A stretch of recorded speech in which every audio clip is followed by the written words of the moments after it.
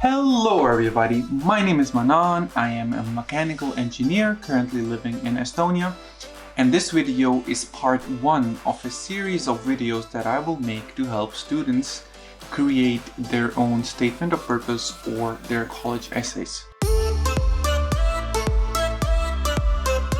The framework that we will use to create is what I call the pottery framework. So for example, you have a beautiful vase, right? And how was that vase created? Now there are 4 steps as I understand. The first step was to specify what exactly is that you want. What exactly is that you are looking for? What is the shape of the vase you want to vase? And that is the first step, specify a target. The second step is you look out. Go outside, you find the best clay and you search for it, and then you lump it all together to make like a rough tower of a vase. The third step is cutting. Cutting is when you spin it on the pottery wheel and you push all the excess clay away from the pottery wheel so that the only thing that remains is this beautifully crafted vase. But the vase is not still fully done. It's still very fragile. It still does not look so good. So the 4th step is we put it in an oven, and when it comes out of the oven, we put beautiful artwork on it to make it presentable. Now, if you understood this analogy, then I assure you that you're more than halfway done to creating your statement of purpose. In today's video, we will go through step 1 of creating your statement of purpose, specifying your target. Now, before you create your statement of purpose, try to find out what are the requirements of the program.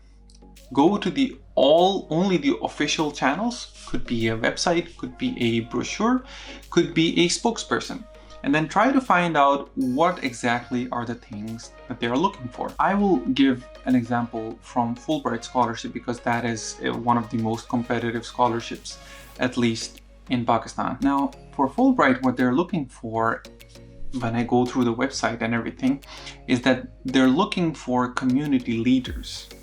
People who have demonstrated the ability to lead in some form or other.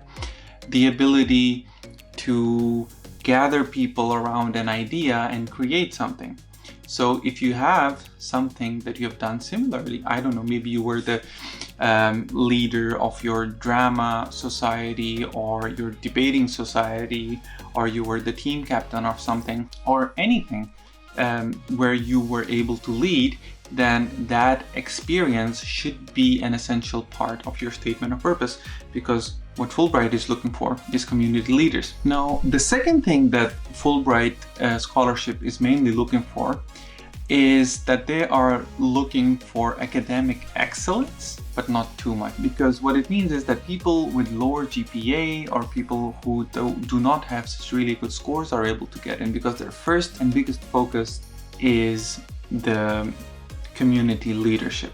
So that is another point. And if you, for example, if you suffered from something where you didn't have enough GPA, or you were not able to have a stellar academic background, which is needed in other scholarships, then it gives you a very good chance to apply for that scholarship. This also gives you an opportunity to express why you did not have such good grades, because we all have good reasons on why we were not able to perform as we should have. Now, the third thing that I found out about at least the Fulbright scholarship is that they favor people who come from very challenging backgrounds.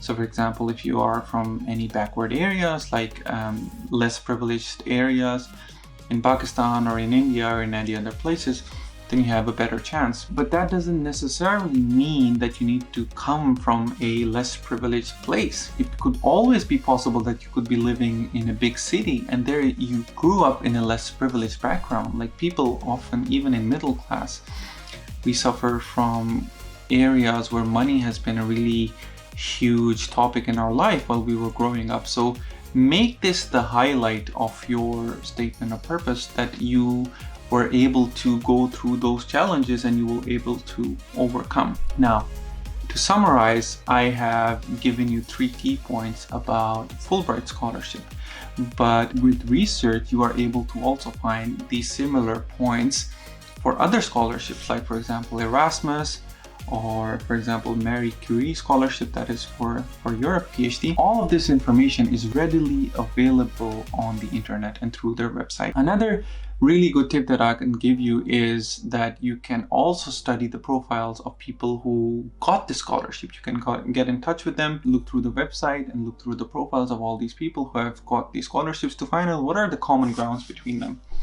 And you will often find out that there are some similar patterns that you see in all these people, that you are able to then understand that, okay, all these things, I should present them in my statement of purpose. So that was the first step. The first step is to understand that, okay, what is my target? Now, another really important point for this first step is that you don't only necessarily need to know that which scholarship that you're applying for, but you also need to know that who is the audience that is going to read this statement of purpose. Now, if you're applying for example, Fulbright scholarship, then maybe those are people who do not necessarily know the cultural background that we have. For example, there might be an American person sitting in the US, or for example, in the case of Erasmus, it could be a person sitting in Europe.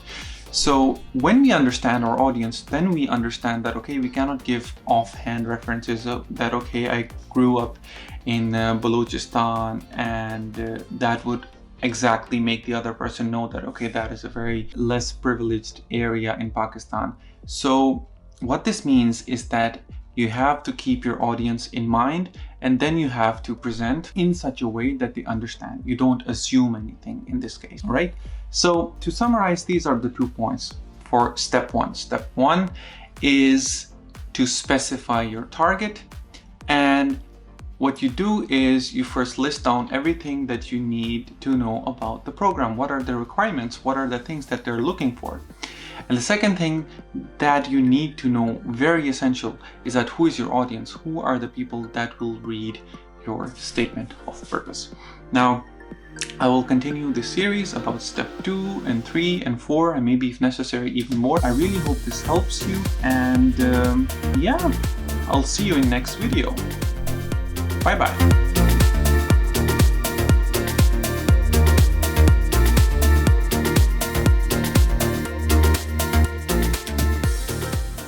3, 2, 1. Cut.